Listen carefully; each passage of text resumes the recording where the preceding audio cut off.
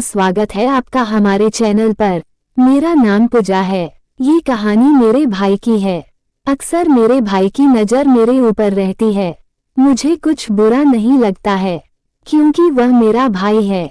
मेरा भाई कई बार मेरी गोद में मेरे बेटे को लेता है और मुझे वापस देते समय कई बार उसका हाथ मेरे शरीर से टकरा जाता है तो मुझे अच्छा लगता है।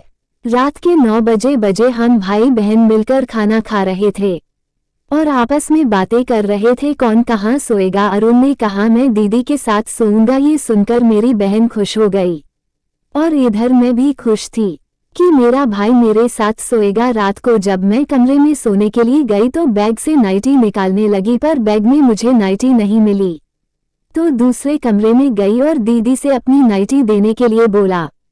दीदी ने मुझे अपनी नाइटी दे दी और नाइटी लेकर कमरे में वापस आई तो देखा मेरा भाई ढीला ढाला पजामा पहनकर सो रहा था।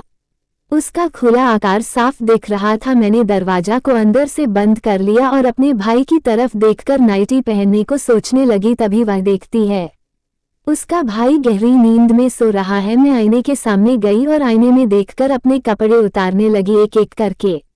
मैंने सारे कपड़े उतार दिए। अचानक से मेरी नज़र आईने पर पड़ी तो देखा मेरा भाई मुझे चोरी छिपे देख रहा था।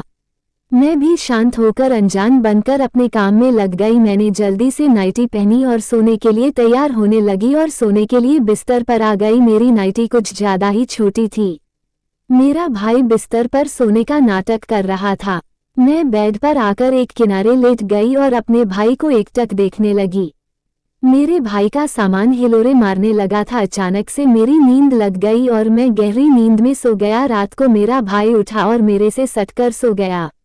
धीरे धीरे वह मेरे बदन को सहलाने की कोशिश करता है पर उसकी हिम्मत नहीं हुई। फिर वह सोने का नाटक करने लगा और वह सोने की कोशिश भी कर रहा था। अचानक से मेरी आंख खुल गई तो देखा मेरा भाई मुझे प्यासी नज़रों से देख रहा है। तभी मेरा भाई मुझसे पूछता है क्या हुआ दीदी, आपको नींद नहीं आ रही है क्या? मैंने कहा नहीं मुझे नींद नहीं आ रही है। मेरा भाई मेरे ऊपर हवा करने लगा। मैंने कहा अब तुम बड़े हो गए हो। उसने कहा हाँ दीदी अब मुझे लड़की की कमी महसूस होती है। मैंने कहा तुम मुझे दीदी मत समझो, अपनी फ्रेंड समझकर साफ साफ क्या चाहिए तुम्हें? उसने कहा दीदी मुझे भी शादी करनी है। मैंने कहा बस इतनी सी बात ठीक है, मैं तेरे जीजा से बोलकर एक अच्छी लड़की तलाश करती हूँ और जल्दी ही तुम्हारी शादी करवाती हूँ, नहीं तो तुम मुझे ही ना रगड़ दो। ये कहकर मैं हंसने लगी और फिर हम लोग सो गए।